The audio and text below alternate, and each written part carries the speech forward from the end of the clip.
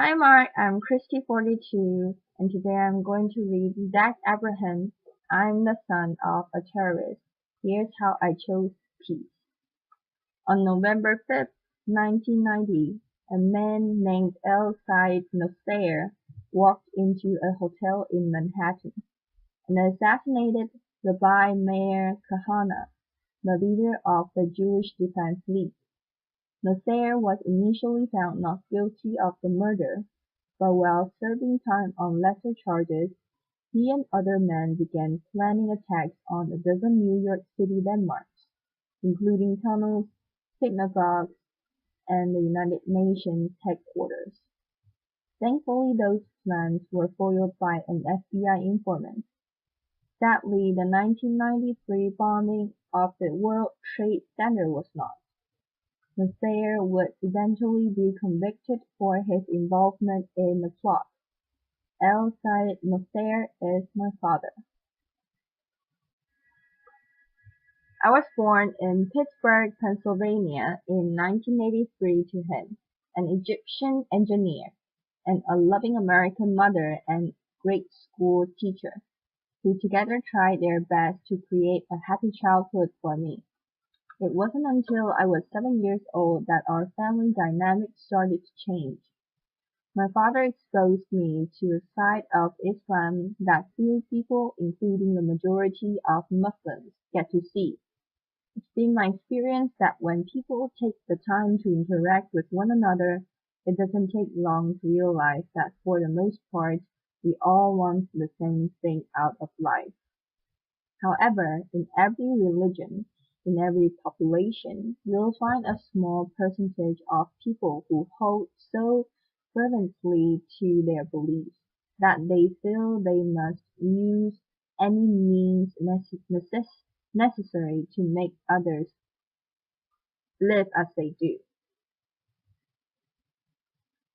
A few months prior to his arrest, he sat me down and explained that for the past few weekends, he and some friends had been going to a shooting range on Long Island for target practice. He told me I'd be going with him the next morning. We arrived at Calverton Shooting Range, which unbeknownst to our group was being watched by the FBI.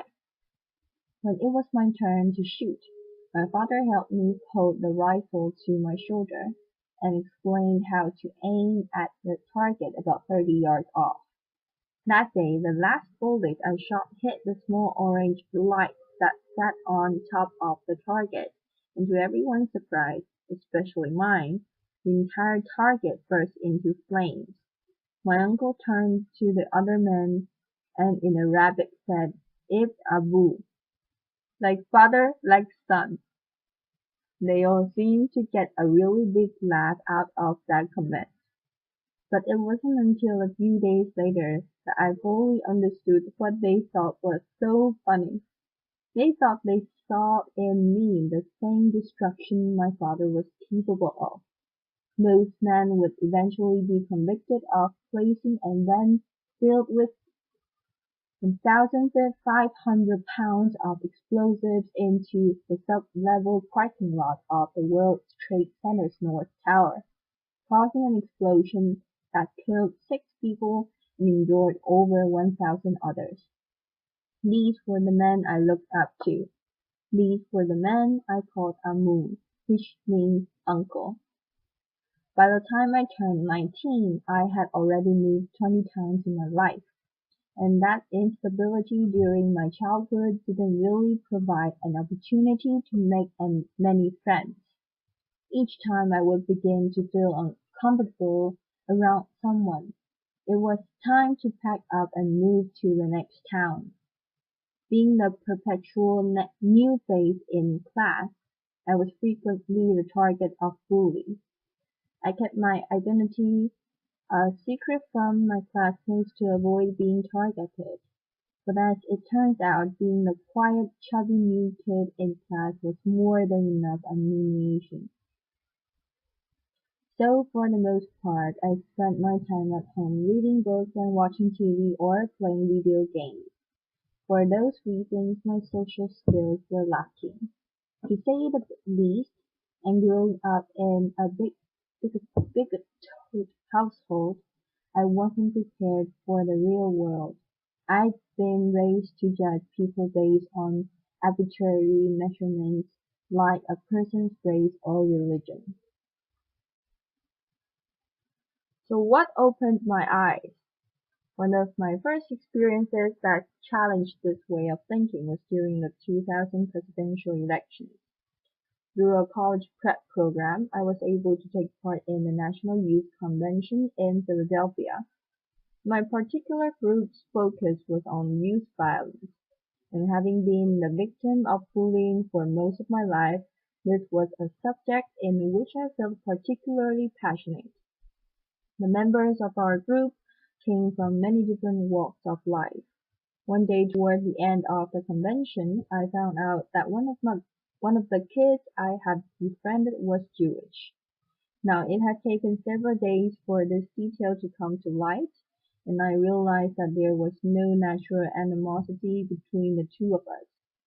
I had never had a Jewish friend before, and frankly I felt a sense of pride in having been able to overcome a barrier that for most of my life I had been led to believe was insurmountable.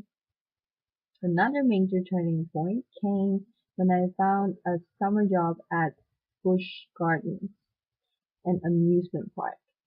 There I was exposed to people from all sorts of faiths and cultures, and that experience proved to be the fundamental to the development of my character.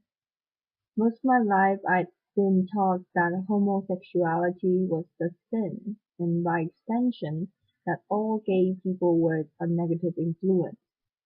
As chance would have it, I had the opportunity to work with some of the gay performers at the show there, and soon found that many were the kindest, least judgmental people I had ever met. Being bullied as a kid created a sense of empathy in me toward the suffering of others, and it comes very unnaturally to me to treat people who are kind in any other way than how I would want to be treated.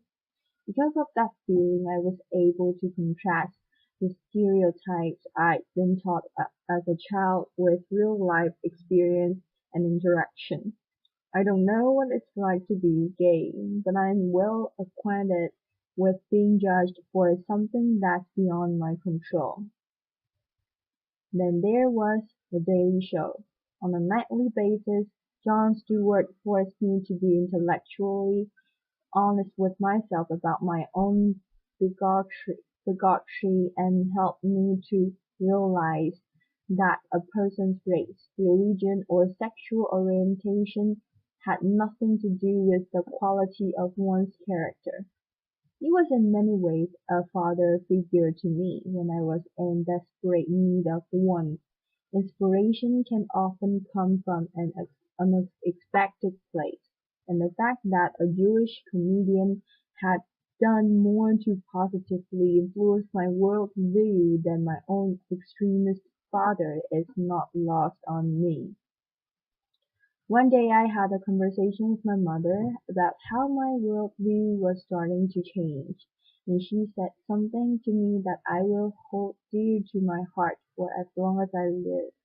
She looked at me with the weary eyes of someone who had experienced enough dogmatism to last a lifetime, and said, "I'm tired of hating people."